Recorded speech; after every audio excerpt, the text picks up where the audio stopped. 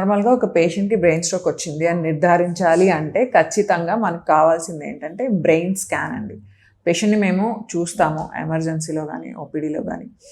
మేము క్లినికల్గా ఒక side weakness ఉందా, లేకపోతే ఫేస్ వీక్నెస్ ఉందా, మాట్లాడలేకపోతున్నారా, మింగలేకపోతున్నారా, ఫిట్స్లా వచ్చినాయా, చూపు తేడా ఉందా, మనిషి సడన్గా వేరేలా మాట్లాడుతున్నారా, ఇవన్నీ కూడా స్ట్రోక్కి మేము చూసే లక్షణాలు. ఇవన్నీ మేము క్లినికల్గా పేషెంట్కి స్ట్రోక్ ఉంది అనుకుంటాం. కానీ మేము దాన్ని నిర్ధారించాలి, డయాగ్నోసిస్ని కన్ఫర్మ్ చేయాలంటే మాకు బ్రెయిన్ స్కాన్ కావాలి.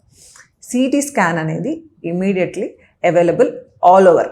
ఏ చిన్న సెటప్ హాస్పిటల్, నర్సింగ్ హోమ్కి వెళ్ళినా కూడా దీస్ డేస్ మనకి ఒక సిటీ మషిన్ ఉంటుంది. సో సిటీ స్కాన్ ఇమీడియట్గా తీయగలం.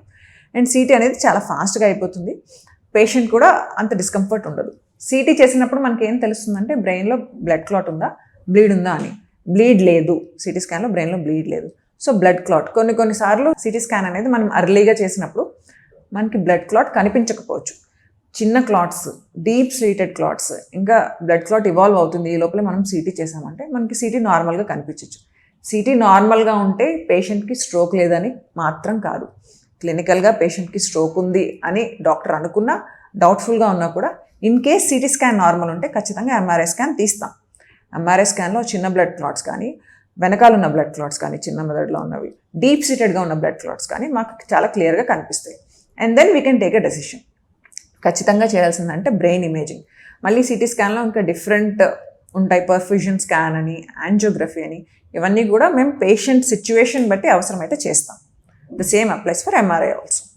ఇవి కాకుండా మేము చేసేవి ఏమంటాయంటే routine blood investigations, blood sugars check చేయడానికి, కొలెస్ట్రాల్ లెవెల్స్ చెక్ చేయడానికి, అదర్ పారామీటర్స్ చూడడానికి, ప్లస్ కార్డియాక్ హార్ట్ స్టేటస్ ఎలా ఉంది అనేది. నేను ఇందాక మీకు చెప్పినట్టు హార్ట్ ప్రాబ్లం ఉన్న వాళ్ళకి స్ట్రోక్ వచ్చే ఛాన్స్ ఉంటుంది.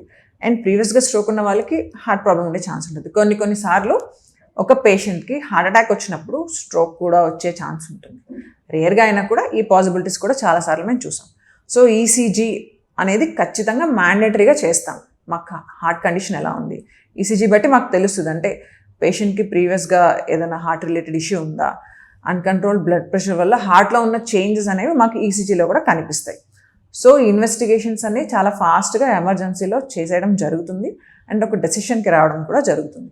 So all of the investigations నేను ఏవైతే చెప్పానో అవన్నీ కూడా largely required for diagnosis and also for the emergency treatment of a brain stroke.